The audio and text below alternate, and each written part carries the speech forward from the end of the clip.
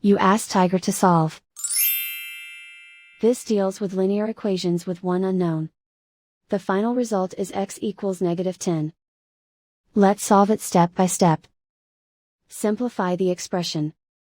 Expand the parentheses. Multiply the coefficients. Simplify the arithmetic. Expand the parentheses. Simplify the arithmetic. Swap sides.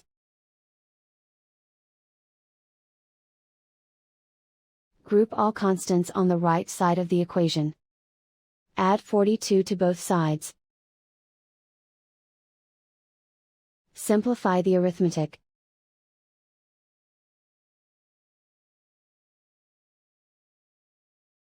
Isolate the x. Divide both sides by -16.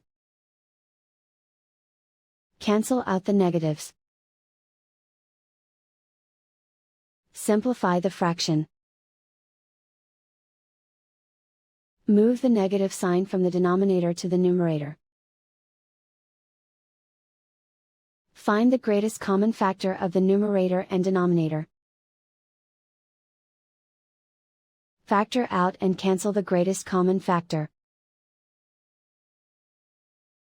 And so the final result is x equals -10.